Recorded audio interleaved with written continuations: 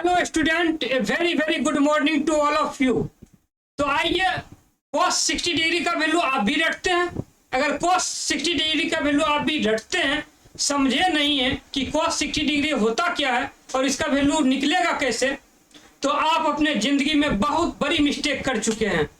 चलिए, अगर इस मिस्टेक को फिर से करेक्ट करना है तो आइए मेरे साथ बने रहें और सीखें कि cos 60 डिग्री होता क्या और इसका वैल्यू आएगा कैसे। अगर क्या गूगल खत्म हो जाए, बुक्स खत्म हो जाए और मेरी याददाश्त खत्म हो जाए, तो क्या मैं cos 60 डिग्री का वैल्यू फिर से नहीं निकाल सकता हूँ? क्यों नहीं निकाल सकता हूँ?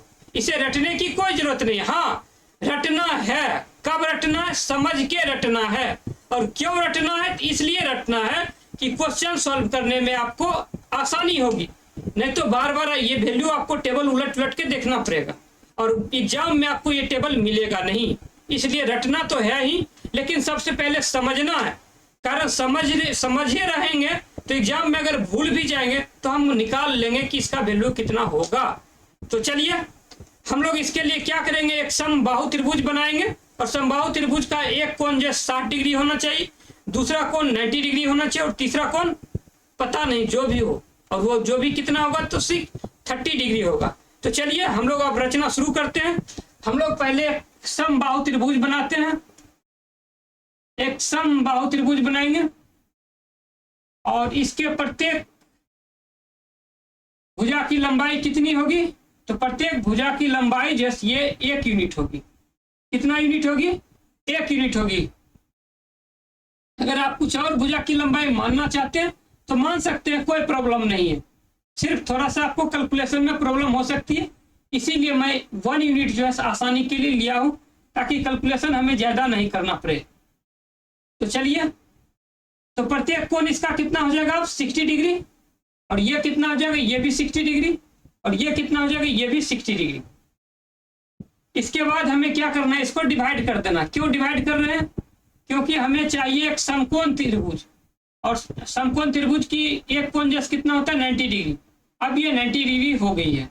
और अगर ये पूरे लंबाई 1 है तो ये आधी लंबाई कितनी होगी? सारे बच्चे बताएं, आधी लंबाई कितनी हो जाएगी? 1/2। आधी लंबाई कितनी होगी? 1/2। और ये आपका एक ओ है, पॉइंट है। चलिए, इसके बाद क्या करना है? इसके बाद हमें चाहिए 60 डिग्री पे आधार और कर्ण चाहिए। तो आधार हमें पता है, आधार कितना है? ये 1/2 है। कर्ण कितना? 1 है। और थीटा के सामने वाली भुजाएं लंब होती है, लंब AO है।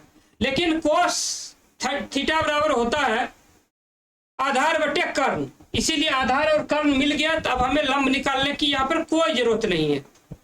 अगर साइन 60 डिग्री का वैल्यू निकालते, साइन में लंब आती है, जिसमें लंब आएगी उसमें लंब निकालना पड़ेगा। लेकिन कोस थीटा बराबर लंब नहीं होता है, आधार होता है, आधार बटे कर्ण।